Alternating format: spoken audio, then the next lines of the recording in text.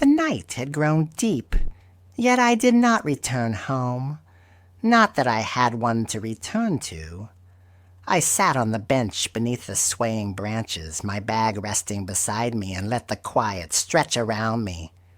The stars blinked faintly above, indifferent witnesses to my solitude, while the city hummed softly in the distance, as if reminding me that life continued whether I joined it or remained on the sidelines.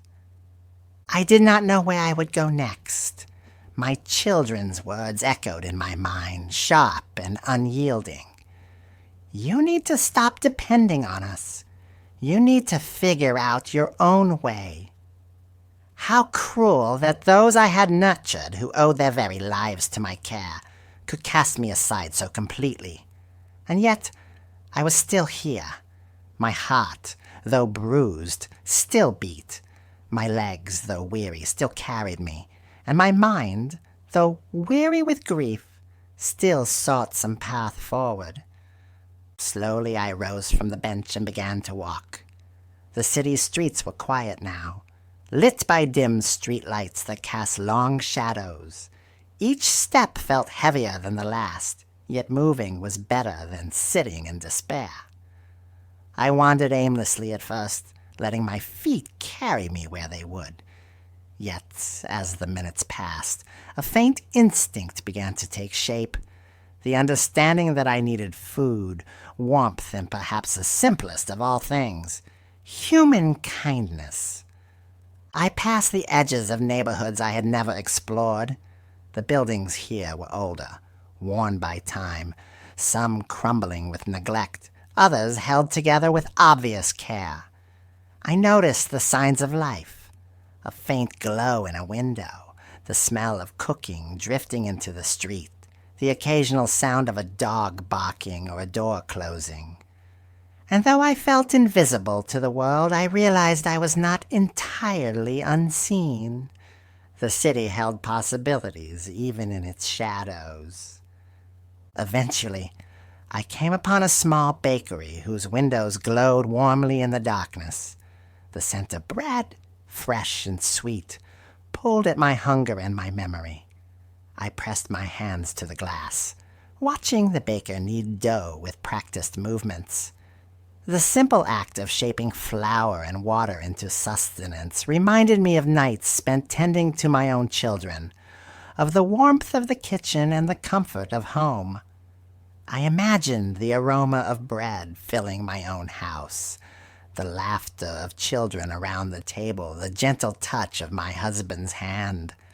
Those memories brought both pain and longing, but also a reminder that I had known love deeply and completely, even if it had now slipped through my fingers.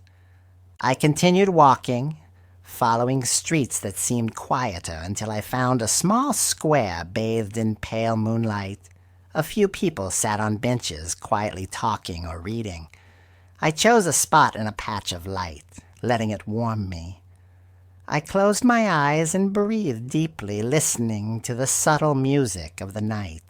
The distant hum of traffic, the rustle of leaves, the faint chirp of a night bird. For the first time in hours, I felt a small, fragile sense of calm. Perhaps I could endure another day. Perhaps I could find some small measure of safety and comfort. It was then that I noticed her, an old woman leaning on a cane, moving with slow deliberation. She approached the bench where I sat and offered a gentle smile. Without a word, she settled beside me, and we watched the square together. Her silence was comforting, a reminder that connection did not always require speech. Finally, she spoke. "Long night?" I nodded, swallowing the lump in my throat. "Yes, it has been a very long night." She chuckled softly. "Some nights are heavier than others, but the sun always rises, even when we can't see it through the darkness, and so must we." Her words touched something deep within me. She had no way of knowing the weight I carried, yet her tone carried an understanding I had longed for. I felt the tiniest flicker of courage stir within my chest. The knowledge that I could continue step by step, even when the path ahead was uncertain. After a pause, she rose and gestured for me to follow. Hesitant, I allowed myself to be guided by her, moving through quiet alleys and winding streets until we reached a small, unassuming building. Inside, the air was warm, filled with the scent of cooking and soft chatter. She led me to a table near the window and disappeared, returning moments later with a simple meal: bread, a small bowl of porridge, and a cup of tea. I ate slowly, savoring not only the food but the care embedded in the gesture. Each bite reminded me that there was still kindness in the world, that some people recognized need without judgment, that generosity existed even when the ones we love turn away. As I ate, memories rose unbidden, of nights sewing clothes for my children, waking early to prepare breakfast, soothing fevers, and wiping tears. I realized that all those acts, once so consuming, had prepared me for survival in ways I had never understood. I had endured, and though I had been cast aside, I was still capable of navigating the world, still capable of seeking sustenance, warmth, and even companionship. The old woman returned and placed a gentle hand on mine. "Remember," she said, "even the smallest steps forward matter. Even one step is enough to carry you through the next." Her words echoed as I stepped back into the night, feeling the cool air against my face. The streets were quiet, the buildings dark, yet I felt a faint hope threading through me. I wandered toward the outskirts, where the buildings thinned and the scent of earth and distant gardens reached me. There, tucked behind a row of modest houses, I discovered a small garden. An elderly man tended it, humming softly as he worked. I watched him for a while, admiring the care with which he nurtured each plant. Finally, he looked up. "Do you like gardens?" I nodded softly. "Yes, they remind me of home." He chuckled. "Home is wherever we tend it, care for it, nurture it, love it. It grows." I joined him, learning the rhythm of tending the soil, pulling weeds and watering the plants. Hours passed, my hands dirt-stained, my back sore, and yet my heart felt lighter. Each plant became a small affirmation that life could still be shaped with care, that resilience could be cultivated like the garden itself. By the time I left, twilight had deepened, and I wandered further into quiet streets, passing small shops and old houses. A stray dog caught my attention, bright-eyed and tentative. I knelt to greet her, and she licked my fingers, tail wagging. Perhaps life could offer companionship in unexpected forms, I thought, even when everything familiar had shifted. Exhausted but carrying a newfound quiet determination, I returned to a bench overlooking the river. The last light of sunset shimmered across the water. I allowed myself to imagine what tomorrow might bring: work, shelter, a small measure of connection. And in that moment, I felt the first fragile stirrings of hope, a realization that life, even after betrayal and loss, could still hold moments of care, comfort, and possibility. The morning light was soft and gentle when I awoke in the small room I had found through the kindness of strangers. My body ached from the long night spent wandering the city's streets, but I felt a quiet resolve stirring within me. Today, I told myself, I would take another step forward, no matter how small or uncertain it might be. I dressed slowly, each movement deliberate, savoring the fact that I was alive and capable of action. The smell of breakfast drifted from the common room, and I joined the others, quietly taking a seat at a table where warm light spilled across the worn wooden surface. People around me were talking softly, exchanging greetings and small talk. I felt a little out of place, yet comforted by the simple presence of others, each of us navigating our own challenges and seeking the same basic comforts: food, warmth, acknowledgement. I ate slowly, letting the nourishment settle into my body, and thought about the day ahead. I needed work, however humble, to reclaim some sense of purpose and stability. Though the city could feel vast and indifferent, I had survived the first night, found refuge, and witnessed kindness. Perhaps, I told myself, there were more opportunities to be found if I simply kept moving. After breakfast, I wandered through the waking streets, observing the city as it began to hum with life. People hurried to their destinations, merchants opened their shops, and children's laughter echoed faintly from nearby yards. I moved quietly among them, noting the small acts of care and connection. The way a man helped an elderly neighbor carry groceries, the way a shopkeeper greeted a regular customer by name, the way sunlight caught in a woman's hair as she walked briskly along the street. Life continued, resilient and intricate, and I felt a renewed determination to find my own place within it. Eventually, my wandering brought me to a small fabric shop tucked between two larger buildings. The sign above the door read simply, "Sewing Supplies and Repairs," and my heart stirred with a mix of longing and hope.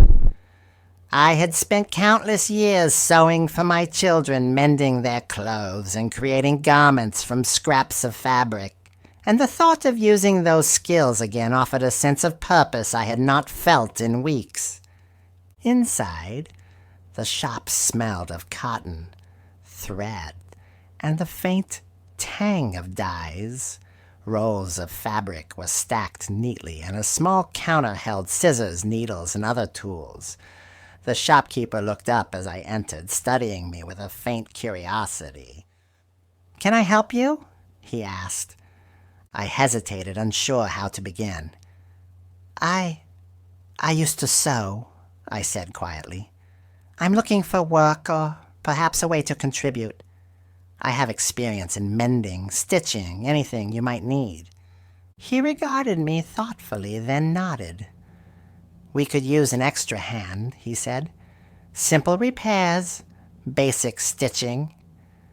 Nothing fancy, but it's honest work." Gratitude warmed me, and I smiled. "I would be glad to help," I said. My voice sounded steadier than I had expected, carrying a note of determination that surprised even me. The work was simple at first: mending torn hems, sewing buttons, patching small holes. But it brought a quiet satisfaction. Each stitch I completed felt like a small reclaiming of purpose, a reminder that I still possessed skills that had value. My hands, though aged and calloused, moved with familiarity, and the rhythm of sewing offered a meditative solace. Hours passed quickly, and I realized I had not felt this level of engagement in what seemed like an eternity. Outside the shop, the city continued its rhythm. Children ran past, their laughter carrying faintly on the breeze. Neighbors exchanged greetings, and street vendors called out their wares. I realized that, despite the betrayals and losses I had endured, the world had not completely abandoned me. There were places where kindness, work, and small connections still existed. Places I could touch and be touched by in return. As the day wore on, I began to notice other ways to connect with the world around me. I discovered a small garden near the edge of the neighborhood, carefully tended by an elderly man who hummed softly as he worked. I approached him hesitantly, curious about the plants and the care with which he nurtured them. "Do you like gardens?" he asked without looking up, his hands busy in the soil. "Yes," I said softly. "They remind me of home." He chuckled, glancing at me with sharp, kind eyes. "Home is wherever we tend it," he said. "Care for it, nurture it, love it. It grows." I joined him, learning to water the plants, remove weeds, and tend the soil. Each small act of care felt restorative, as if my hands were reclaiming not just the garden, but a fragment of my own resilience. Hours passed, and I felt lighter than I had in days. Each plant I nurtured became a small symbol of hope, a reminder that life could still be shaped with intention and love, even after loss. Evenings brought the comforting routine of returning to the shelter, sharing meals with others, and listening to stories of survival and endurance. I found that giving, even in small ways, nourished me as much as the meals themselves. I would share a piece of bread with someone hungrier, offer a gentle smile to a stranger, or lend an attentive ear to those who needed to be heard. And with each small act, I felt the fragile threads of hope and connection weaving themselves into a new tapestry of life, one I could call my own. Nights by the river remained a solace. I would sit and watch the water flow, reflecting the stars above, thinking of the generations of women before me, my mother, my grandmother, and those whose strength had endured long before I was born.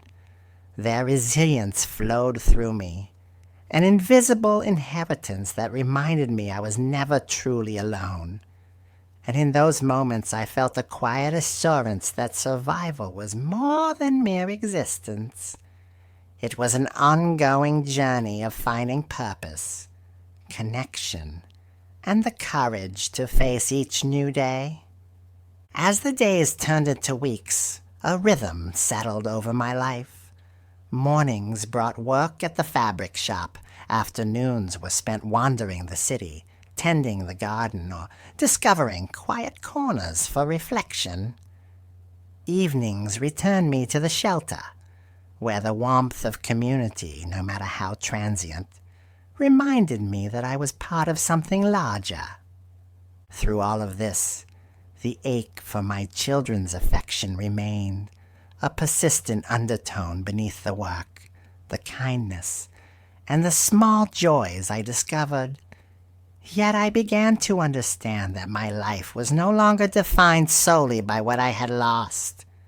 It was shaped by what I could still give, by what I could nurture, and by the quiet courage to continue step by step toward a life rebuilt from resilience and hope.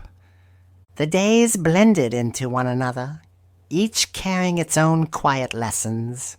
I had learned to rise early, to greet the morning with determination even when my body ached and my heart whispered of the losses I still carried. Yet I discovered that each step forward, no matter how small, was a triumph, a reclaiming of a life I had feared slipping through my fingers forever. I continued my work at the fabric shop, each stitch a quiet testament to my skill, patience, and perseverance. Customers came and went, sometimes chatting, sometimes merely dropping off items for repair. I discovered that people noticed my care, my attention to detail, and slowly a reputation began to form. They didn't know my story, my betrayals, or my grief. They only knew the work of my hands, precise and patient, the reflection of a woman who had learned to endure and give without expectation. The rhythm of the city life became a subtle companion. I noticed details I had once overlooked, the way sunlight struck a window at a certain hour, casting patterns on the floor, the faint murmur of children in the distance, the way a neighbor carefully swept their stoop, adding order to the day. Small observations became comforts, reminders that life persisted in its intricate beauty. Even when sorrow pressed against me, these moments reminded me that the world still held fragments of hope and that I could still be a part of it. The garden remained my sanctuary, a place where patience and care bore visible fruit. I tended it with quiet devotion, often accompanied by the elderly man who had first shown me its rhythms. We spoke little, yet the shared labor and mutual understanding forged a connection deeper than words.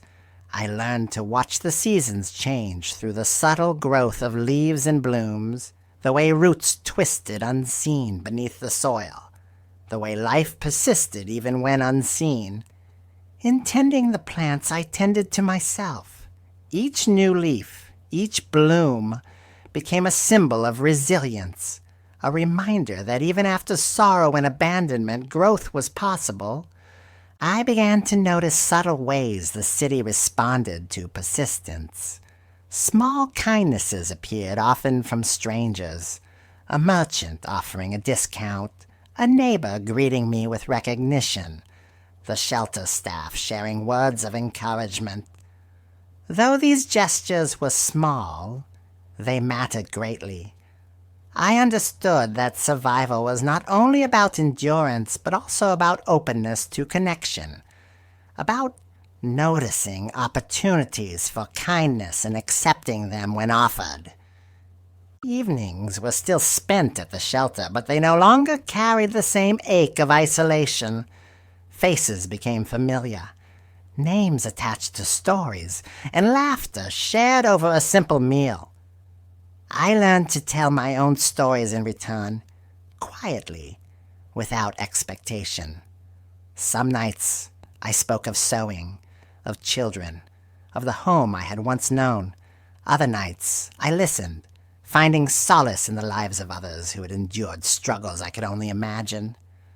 Slowly I felt the hollow ache left by my children soften, replaced by cautious optimism, a belief that life could still offer bonds of care and trust, even if they looked different than the ones I had lost. Yet, in quiet moments, the longing for what had been remained. I thought of my children, wondering if they ever remembered the sacrifices I had made, the nights I had spent awake, the warmth I had offered without hesitation. And though the sting of betrayal never fully faded, I learned to sit with it without allowing it to dictate my existence. Pain, I discovered, could coexist with hope. Loss could live alongside love, grief alongside resilience. I began to see the shadows of what I had endured as part of a larger tapestry of life. Not the end of my story, but a chapter from which new strength could grow. One evening, as the sun dipped low and cast golden light across the city, I found myself walking to the river. The water shimmered, reflecting both the sky above and the quiet determination within me. I sat on a familiar bench, bag at my feet, hands resting on my lap. For a long while, I simply watched the gentle flow of the current, the distant flicker of lights across the water, the faint murmurs of life continuing on both sides of the riverbank. In the river's reflection, I saw more than the world around me. I saw a life shaped by endurance, by small acts of love, by courage that had carried me through betrayal and abandonment.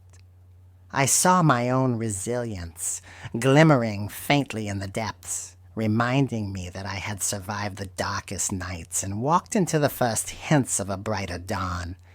And in that reflection, I felt a quiet pride.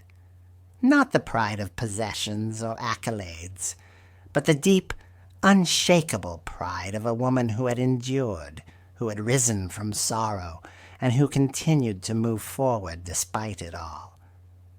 I thought of the journey I had traveled, from a home once filled with laughter and warmth, through betrayal and the ache of abandonment, into nights of uncertainty and days of cautious rebuilding. I reflected on the kindness I had encountered, the strangers who had become guides, the small moments that stitched themselves into a new rhythm of life.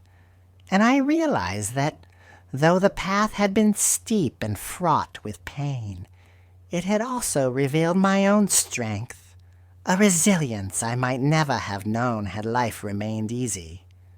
Each step, each small act of courage, had carried me forward, and I knew that though challenges would continue, I had the power to face them.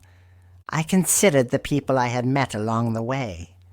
The baker who offered bread without question, the old woman who guided me to warmth, the gardener who showed me the patience of life, the neighbors who offered smiles and recognition. Each encounter was a reminder that connection could appear in unexpected forms, that love and care were not always bound by blood, and that survival often required both accepting and giving kindness in equal measure. As the days stretched onward, I began to plan small ways to expand my world.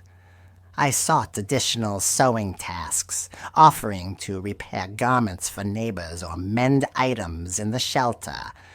I began teaching simple sewing techniques to other women who wanted to learn, finding a quiet joy in sharing knowledge and skills. Through this, I discovered that even small contributions could create ripples of meaning, that giving without expectation could cultivate community, and that purpose could emerge in the smallest acts of care. Nights by the river became a ritual, not of despair, but of reflection and quiet meditation.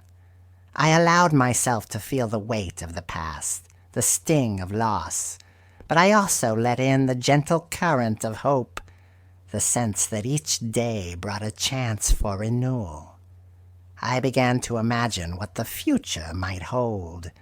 Friendships, opportunities, perhaps even a sense of belonging that was not tied to the family I had lost, but rooted in the life I was creating now. With each passing day, the ache for my children's love softened further, replaced by a steady resolve to cultivate life on my own terms. I realized that the life I had once known was a foundation, yes, but it was not the only life I could build. I could create a new rhythm, a new home, even without their presence, and I could carry their memory not as a wound, but as a gentle reminder of the love that had shaped me. And so, I sat by the river that evening, watching the stars glimmer faintly in the sky, listening to the gentle rush of water, and allowed myself a deep, steadying breath. I did not know what the future held. I did not know what storms might come, or whether those I had lost would ever return. But I knew this. I was still here. I was still moving forward. I had survived. I had discovered my strength, and I had begun to craft a life that, though different from the one I had known, could still hold meaning, connection, and hope. With that thought, I rose from the bench, bag slung over my shoulder, and walked into the uncertain night. Each step carried the weight of my past, yes, but also the promise of possibility, the quiet courage to meet whatever came next. I would continue to walk, to work, to nurture, to connect, and in doing so, I would shape a life resilient enough to honor both what I had lost and what I had yet to discover. And that, my dear, is where my story rests for now, at a threshold, a place of quiet determination, fragile hope, and steady courage. The past will always be with me, but it no longer defines me. Each day is mine to claim, each step an act of endurance, and each breath a reminder that life, even after betrayal, can still hold moments of beauty, love, and renewal.